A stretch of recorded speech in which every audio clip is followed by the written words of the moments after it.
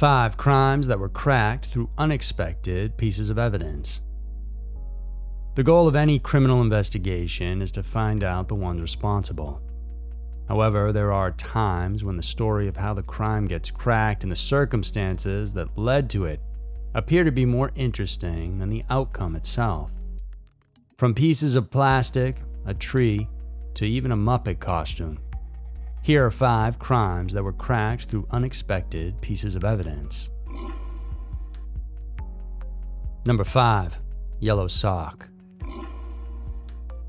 For almost 30 years, the death of Denise Kolb remained a mystery, and had it not been for an unlikely piece of clothing, the case would have been completely forgotten. On November 12, 1991, Kolb, a woman from Philadelphia, was found dead. Her body was discovered in an advanced decomposition state in a remote wooded area off of Harvey Road in Birmingham Township in Delaware County. Responding Pennsylvania State Troopers found the deceased clad with a sweater underneath 2 pairs of pants, a t-shirt, and a jacket. It also baffled them to see 1 pale yellow sock on top of the body. Delaware County investigators clearly ruled her death as a homicide. Then, 3 days later, on November 15th, authorities reported having found the other matching sock to the one that was found at the crime scene in the apartment of a man named Theodore Donahue. Ted and the victim were closely acquainted. In October of that same year, Kolb had moved into Donahue's place in the Wissahickon section of Philadelphia, and then just 2 weeks later moved out. Donahue had actually been among the first individuals questioned regarding the case. He initially told investigators that he and the woman were together on October 18th when they went out to buy drugs. The man also said that they were robbed at knife point, and at this point, the woman ran to get help and never returned. According to him, that was the last time that he saw Kolb. His story fell into the cracks when it was contradicted, though, with what her family knew. A sister of the deceased said that on October 19th, she actually saw the two fighting outside of the bar where Kolb worked. Detectives really had all the reasons to suspect Donahue as the culprit in the crime. Friends who bore witness against the man told police how he had clearly and vividly described the crime scene to them. It was like he was there when it had happened, but the lack of hard evidence forced them to let him off the hook. Decades went by and still the police couldn't make one arrest. But then came 2015 when the Criminal Investigation Assessment Unit decided to reopen the case. This time, authorities utilized new photo-enhancing technology to re-examine the pieces of evidence in the case, and this included the socks. Investigators were then able to determine the connection between the 2 pieces. They found out that they were actually from the same pair, and as a result, Donahue was linked back to the case, this time as a lead suspect. In September of 2019, the man, who was then 52 years old, was arrested and charged with murder, abuse of a corpse, and tampering with evidence, among other charges. A judge ordered him to face trial, but before he could do so, the alleged killer died in November of 2020 while in detention. The cause of his death is yet to be determined. Meanwhile, Philadelphia's district attorney's office said that they will no longer proceed with the case and that it will be marked in the public records as closed but without a conviction. It's probably frustrating for the victim's family and friends to find out that the man won't need to face the wrath of justice. Perhaps the only consolation they had was that the truth did finally come out. Number 4. Big Bird Costume. A girl named Melissa Brannon was enjoying a Christmas party back in 1989. It was supposed to be a season of merriment, but a person with malicious intent ruined it for her and her family. On the night of December 3rd, 1989, Melissa and her mother, Tammy Brennan, were about to go home from a party they were attending at their Fairfax County apartment complex in Lorton, Virginia. But as they were leaving, the 5-year-old begged to go back in to grab some chips, and the child never came back. Terrified, Tammy immediately alerted everyone. A search party scoured the area but found no trace of the girl, and the responding police later suspected foul play, prompting an immediate investigation. They found out that the complex's groundskeeper, Caleb Hughes, also disappeared around the same time that Melissa vanished, so he was immediately tagged as a suspect in the disappearance. The next morning, as investigators came to question the man, they discovered that he had already washed all the clothes he had worn the previous night. However, they managed to recover some samples of blood, hair, and fiber from his car. What really grabbed their attention were the fibers found in the passenger seat. Apparently, the missing girl had been wearing a Big Bird costume at the party. After obtaining an identical dress, investigators compared its fibers with those found in Hughes's car, and a match was found. Detectives then surmised that the victim may have been in the suspect's car at some point during the evening of December 3rd, 1989. With this in hand, Fairfax police arrested and charged Hughes with kidnapping as a prelude to committing sexual assault. Since authorities couldn't prove the allegations that the perpetrator had killed Melissa, he couldn't be charged with murder. He was, however, found guilty of abduction in March of 1991 and then sentenced to 50 years in prison. Though many would think that this would be the end of it, Melissa's case is still considered an unsolved homicide. This is because, even to this day, she or her body has not been found. Authorities and the child's family remain hopeful that the girl with the Big Bird costume will one day return, or at the very least be found. Number 3. Bike paint.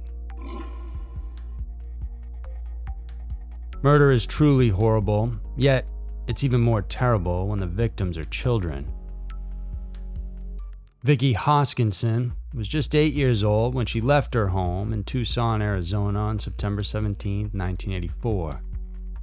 She had previously asked permission from her mother, Debbie, to ride her pink bike to the nearby mailbox. It was her aunt's birthday, and she wanted to send her a birthday card.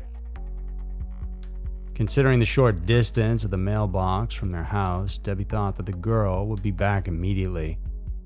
But after a half hour had passed, the parent became worried when Vicki still hadn't returned. Then, they later found her pink bike, abandoned on the side of the road near her school. It so happened that a local gym teacher of that same school noticed a suspicious-looking sports car parked near the place, and he opted to take down the license plate number. Then, during the subsequent investigation, police managed to get a hold of that information. They traced the number back to a certain Frank Atwood.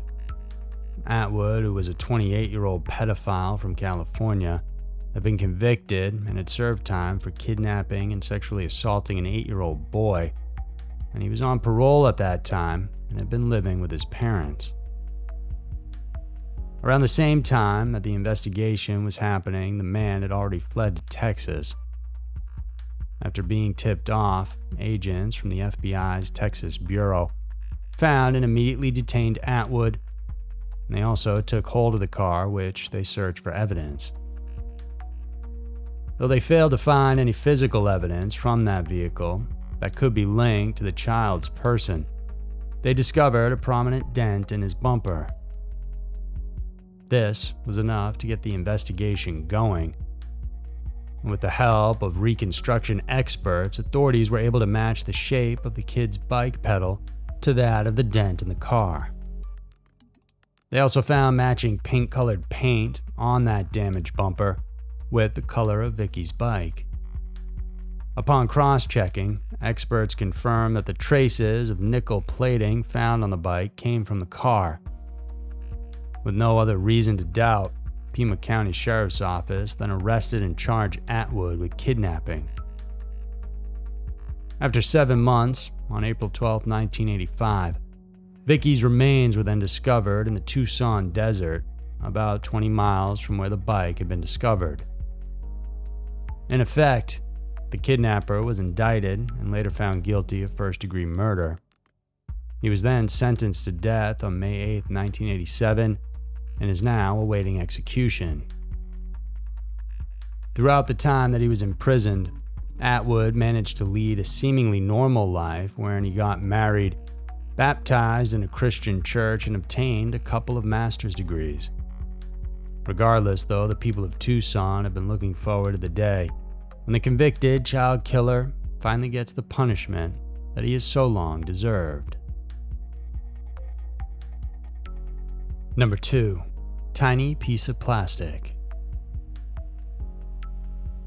In drama and literature, we have what we called deus ex machina, God in a machine.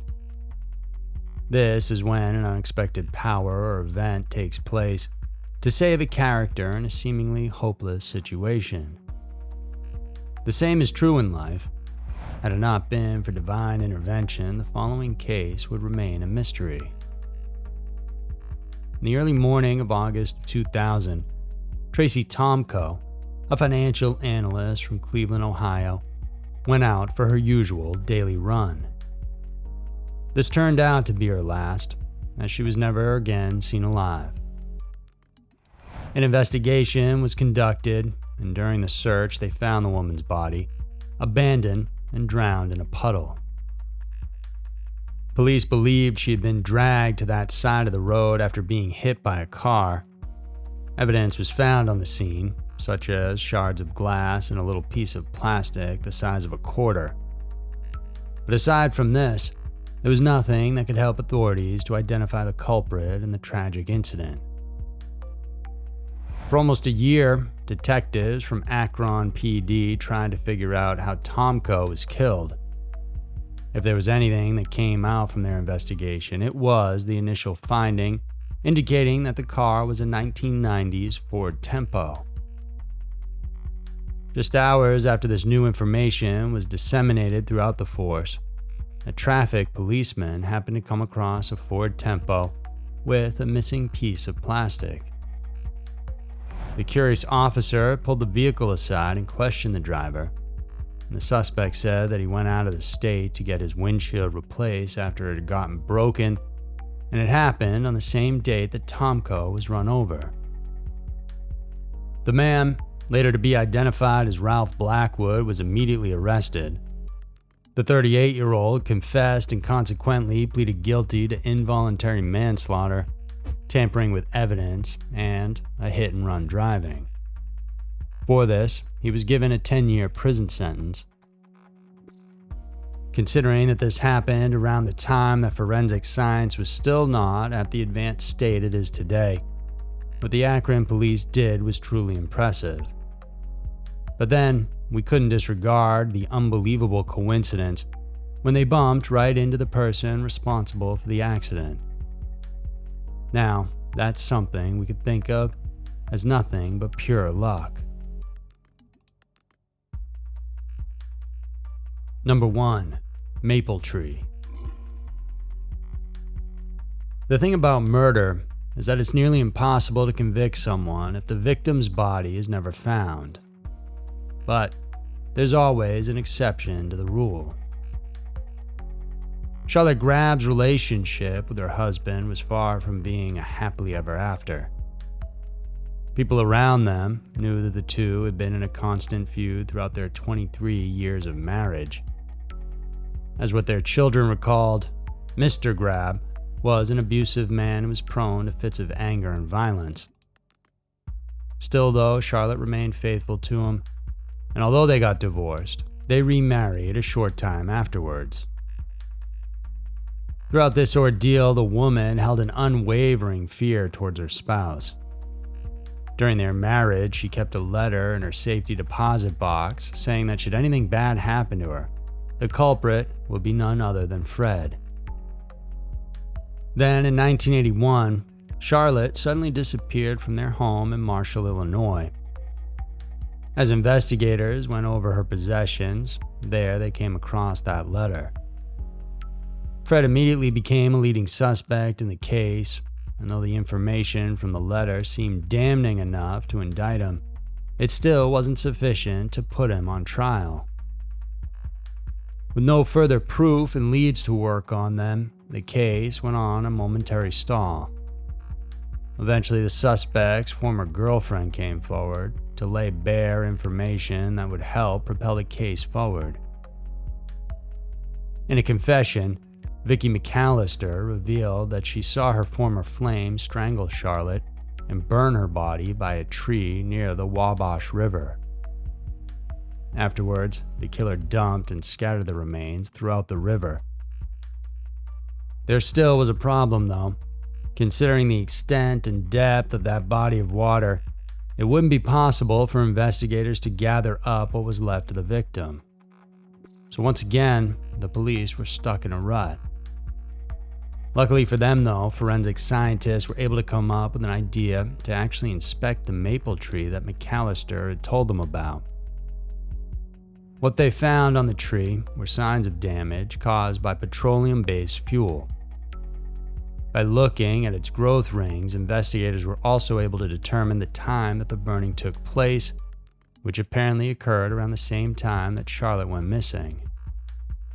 Though small, this piece of physical evidence, together with McAllister's testimony, was enough to convict Fred Grabb of kidnapping and murder. 2 juries then ultimately sentenced him to 75 years in prison. Charlotte Grabb's case is one of those instances when crimes get solved not only by elementary methods of detecting, but by contributing efforts of other scientists like botanists and soil experts. So there were 5 crimes that were cracked through unexpected pieces of evidence. Justice will most likely always prevail. Sometimes it comes later rather than sooner, but the important thing is that these unresolved cases will finally be given the closure that they need. Whether it's the use of new forensic technology and science or a matter of pure luck, it doesn't matter as long as the culprit is found. If you guys enjoyed this video, then please subscribe to our channel. We have new videos coming out every single week. And if you want to check out our Patreon, we have an additional super creepy video there every single week. Thanks for tuning in, and I'll see you soon.